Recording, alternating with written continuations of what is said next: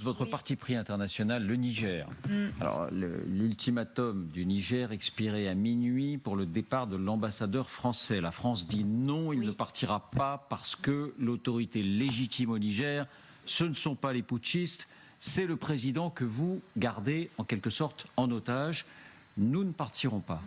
Vous dites, on ne peut pas abandonner le Niger, donc il faut continuer, entre guillemets, à résister.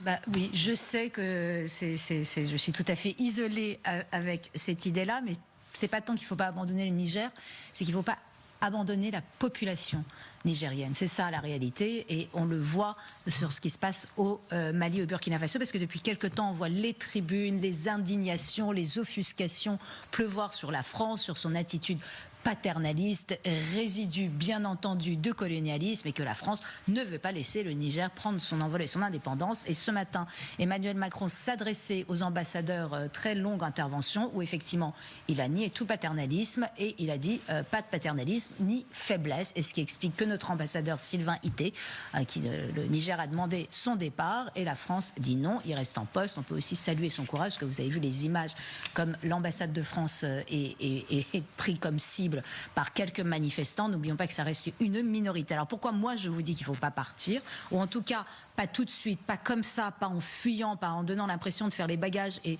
sans regarder derrière nous, c'est qu'on doit voir les exemples je pourrais donner les Centrafrique, mais la France était moins présente, mais Centrafrique, Burkina, Mali, la France y est allée appeler par le Mali, c'était François Hollande pour venir les aider à contenir les djihadistes. On l'a fait. Tous ceux qui disent qu'on ne l'a pas fait, on a empêché les djihadistes d'arriver et de conquérir tous les territoires.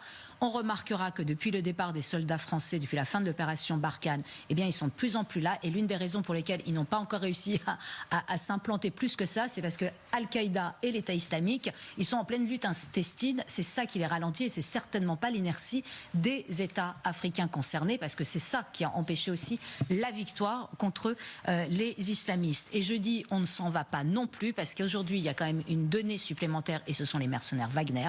Alors, en termes de pillage des ressources naturelles et d'exaction des populations, on ne peut pas humainement laisser faire ça. C'est-à-dire qu'on abandonne les populations locales prises en étau entre les exactions de djihadistes, les exactions des mercenaires Wagner, le tout chapeauté par l'inertie des États. Alors, c'est quand même facile après de venir reprocher à la France de ne pas être à la hauteur des droits de l'homme, de la démocratie, et lui dire, bon, bah, maintenant tu fais tes bagages, tu t'en vas et t'abandonnes tout ce bon monde-là. Un jour, on va reprocher à la France en disant, vous êtes quand même pas beaucoup battus. Et là, en l'occurrence, sur le Niger plus particulièrement, et c'est là où ça me met un petit peu en rage, c'est que le président Mohamed Bazoum est l'un des rares à avoir été élu démocratiquement. Donc là, on parle du président du Niger qui a été destitué par les putschistes. Exactement. Et qui est en prison.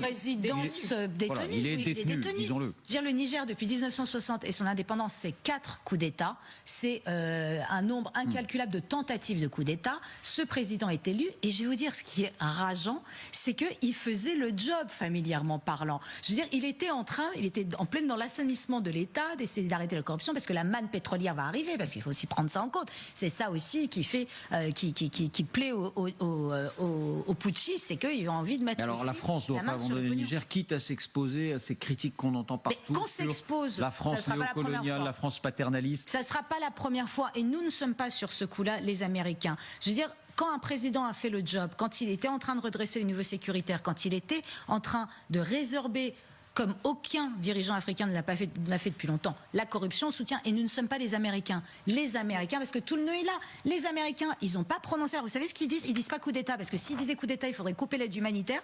Ils parlent d'obstacles actuels à l'ordre démocratique. Eh ben moi non, je suis pas diplomate. Ils semblent s'accommoder du putsch. Je suis pas d'accord. Ils s'accommodent parce qu'ils disent pas de trucs militaires. On envoie tout d'un coup, Madame Kathleen Fitzgibbon va être ambassadrice. Elle est nommée, ça y est, c'est fait. Mais pourquoi? Parce que d'abord, depuis Obama, les Américains se lavent les mains de ce qui se passe en Europe. Ils veulent l'Asie-Pacifique. L'Ukraine ne fait que les retarder. La seule raison pour laquelle ils ne coupent pas avec le Niger et qu'ils gardent leurs 1300 soldats, ce qui en fait 200 de plus que pour les Français, et le Niger ne demande pas leur départ, c'est parce qu'il y a les Russes et que du fait de l'Ukraine, ils veulent les concurrencer.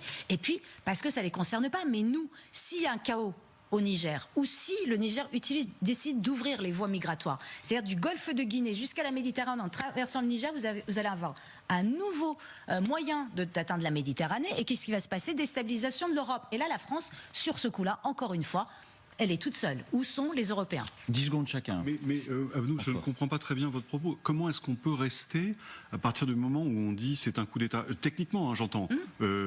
On va se faire foutre dehors, non? On va se foutre dehors, qu'on a les moyens, je préférais qu'on se fasse foutre dehors, mais qu'on maintienne notre ambassadeur et qu'on tienne, et qu'on ait l'air de dire qu'on n'abandonne pas la population un maximum, plutôt que de faire nos valises et partir sans regarder derrière nous. Bon, moi, je serais sur cette position, mais en fait, je sais que ça va très mal se finir et que c'est une sorte de position sacrificielle.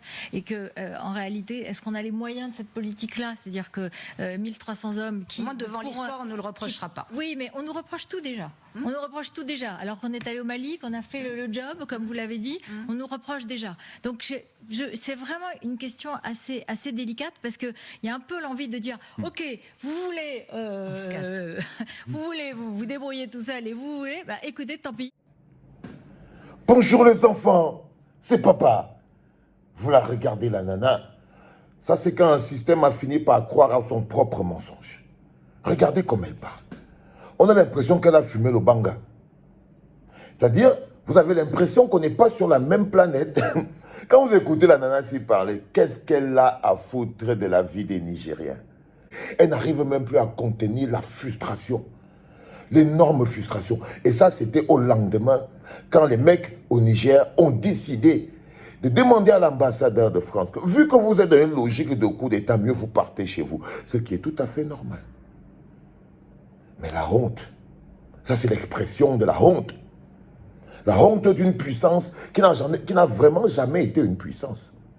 Ça c'est la honte, quand vous écoutez cette nana parler, c'est la honte d'une puissance qui n'a jamais vraiment été une puissance. C'est-à-dire que c'est comme une plante fougère. Elle n'existe que parce qu'elle peut vivre en parasite accrochée sur les arbres fixes qui sont forts. Les petites fougères, c'est comme les mousses. Ouais, ça c'est ce qu'on appelle une puissance qui n'en est pas une. Cette France arrogante, cette puissance qui n'en est pas une. Cette chimère. Parce que là, vous découvrez la France chimère. C'est-à-dire que vous découvrez qu'ils n'arrivent pas à se rendre compte qu'ils vont devoir vivre d'eux-mêmes. Eh oui. Là, elle découvre, elle ouvre les yeux en se disant, et comme les autres, dont au fond on n'avait rien. Et quand on leur demande de partir du Niger, elle se demande, mais elle n'avait jamais imaginé qu'un jour, ils devraient partir travailler leur propre vie, arrêter de piller. Ça veut dire qu'ils avaient d'abord construit un mensonge. Et il n'y a rien de pire. Pour qu'un mensonge passe, il faut que le menteur lui-même croie d'abord bien à son propre mensonge. Pour que le mensonge passe, il faut, parce que là, quand vous l'écoutez, elle prononce même avec sa bouche le nom du peuple nigérien. Elle ose, quand vous l'entendez parler, elle prononce avec sa bouche le nom du peuple nigérien. Elle dit que non, on est parti là-bas pour le peuple nigérien, on a fait le job, et blablabla, et blablabla. Ça s'appelle le dépit.